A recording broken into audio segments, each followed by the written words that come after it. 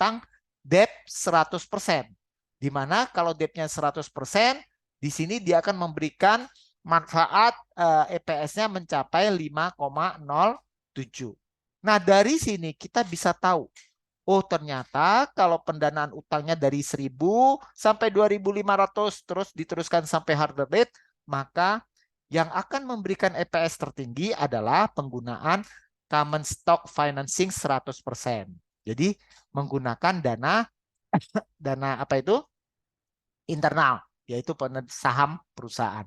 Tapi sebaliknya dari hurdle rate sampai ke EBIT-nya 5.000, maka lebih baik kita menggunakan utang. Nah, inilah pendekatan EPS EBIT dalam rangka kita menentukan apakah kita menggunakan bauran utang atau kita menggunakan full saham ataupun full utang, ya. Nah, terus berikutnya, isu berikutnya adalah laporan keuangan. Nah, laporan keuangan ini menjadi penting. Nah, terkait tadi dengan implementasi strategi, kita sudah melakukan pendanaan, maka nanti semua aktivitas implementasi strategi itu hasilnya akan dapat dilihat pada laporan keuangan. Dari laporan keuangan itu, dengan menggunakan berbagai macam rasio, kita bisa mengetahui mana strategi yang sukses dijalankan, mana yang belum sukses, dan mana yang gagal. Seperti itu ya. Nah, kalau tadi misalnya kita mengetahui bahwa implementasi dari suatu strategi itu membuat kinerja secara keuangan baik, maka kita lihat bagaimana penilaian pasar di bursa. Nah, ada berbagai alternatif penilaian pasar. Nah, ini secara sederhana ada pendekatan the net worth method, di mana jumlah ekuitas dikurangi goodwill dan intangible. Itu adalah kekayaan bersih perusahaan. Ini diperoleh dari neraca. Atau net income method untuk menentukan berapa besar harga saham perusahaan, yaitu dengan cara net income ya dikalikan 5 kali. Ini rule of thumb yang berlaku di dunia. Atau dengan menggunakan PER. PER itu perbandingan antara harga per lembar saham dibagi dengan laba per lembar saham dikalikan dengan net income. Jadi kalau kita melihat berapa harga saham tahun depan, maka didapat dari net income dikalikan expected EPS-nya. Expected net income yang kita harapkan dikalikan dengan laba per lembar saham.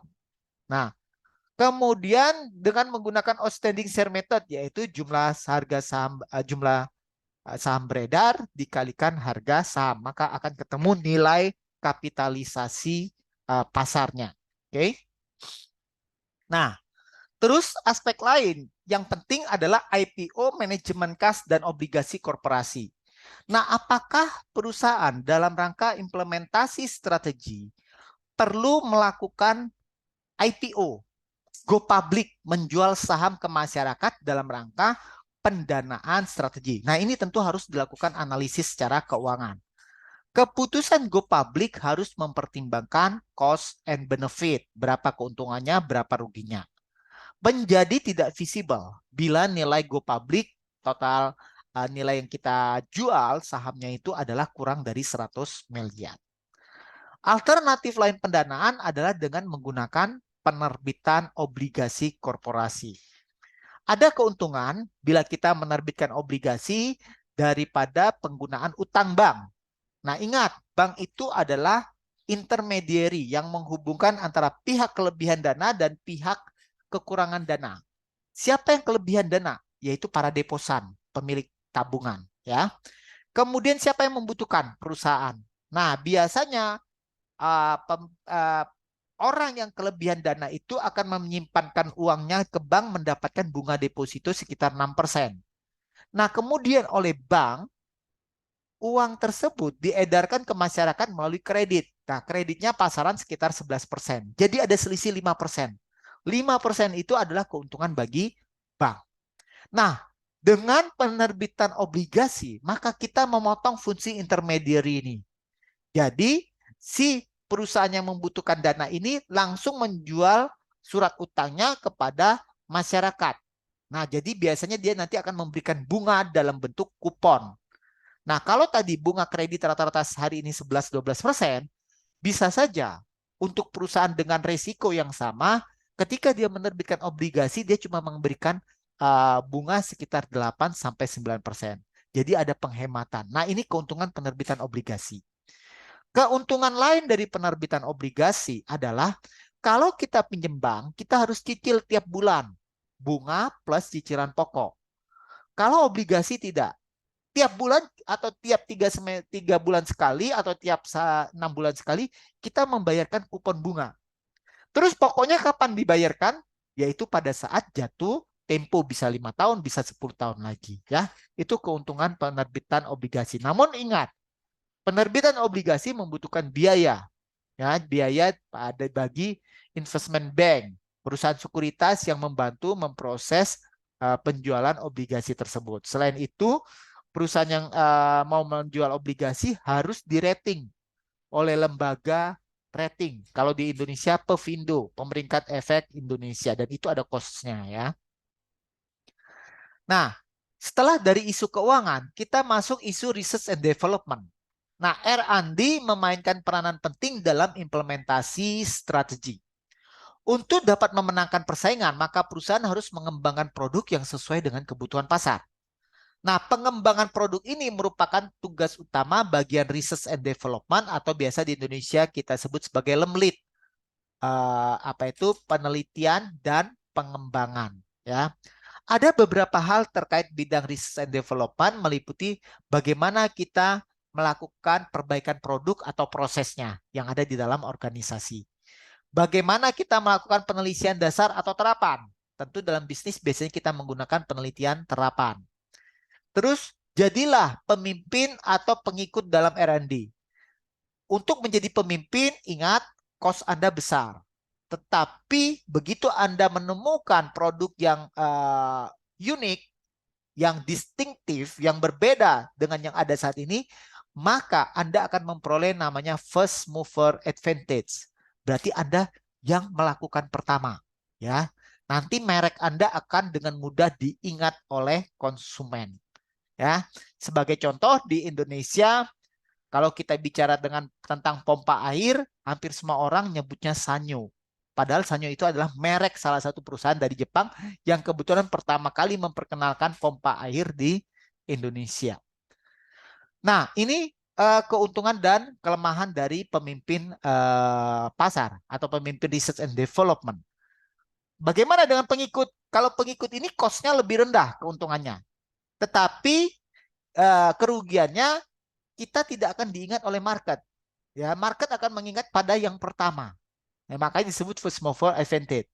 Namun keuntungan lain dari kita pengikut karena cost kita rendah, ya. Jadi kita cukup meniru dari produk pesaing, kemudian kita improve. Itu cost-nya jauh lebih rendah dibanding kita menemukan produk yang betul-betul baru. Yang keempat, mengembangkan robotika atau proses tipe manual. Yang kelima, menghabiskan jumlah uang yang tinggi, rata-rata atau rendah dalam hal research and development. Kita harus bandingkan dengan industri pesaing-pesaing kita, ya. Terus yang keenam, apakah kita melakukan R&D di dalam perusahaan atau menyewa perusahaan di luar kita untuk melakukan research and development. Nah, biasanya research and development di luar perusahaan itu kita bisa minta mendanai peneliti-peneliti di suatu universitas, ya. Nah, ini ada beberapa pendekatan R&D untuk menerapkan strategi. Yang pertama, jadilah perusahaan pertama yang memasarkan produk teknologi baru karena Anda akan memperoleh first mover advantage. Atau jadilah peniru inovatif dari produk yang sukses sehingga meminimalkan risiko dan biaya startup-nya. Oke. Yang ketiga, menjadi produsen berbiaya rendah dengan memproduksi massal produk serupa tetapi lebih murah daripada produk yang baru saja diperkenalkan, ya. Nah, terus dari R&D, ya, research and development, kita pindah ke isu sistem informasi manajemen. Nah, di sini memiliki SIM atau sistem informasi manajemen yang efektif menjadi faktor terpenting yang membedakan antara perusahaan yang sukses dalam implementasi strategi atau tidak. Nah, proses manajemen strategi sangat difasilitasi pada perusahaan yang memiliki sistem informasi yang efektif. Ingat, proses waktu kita melakukan formulasi strategi, kita membutuhkan banyak data dan informasi. Kalau perusahaan itu memiliki sistem informasi yang baik, maka itu akan mempercepat dan mempermudah proses pengembangan strateginya. Sistem informasi yang baik akan mengurangi biaya perusahaan. Contoh, sistem informasi yang terintegrasi dengan supplier dan distributor akan memudahkan pengendalian sediaan di dalam perusahaan. Nah, kemudian sekarang kita dapat menggunakan mobile application untuk pelanggan, sehingga ini akan memberikan data yang bermanfaat bagi perusahaan. Oke, berarti selesailah materi kita minggu ini. Selamat belajar.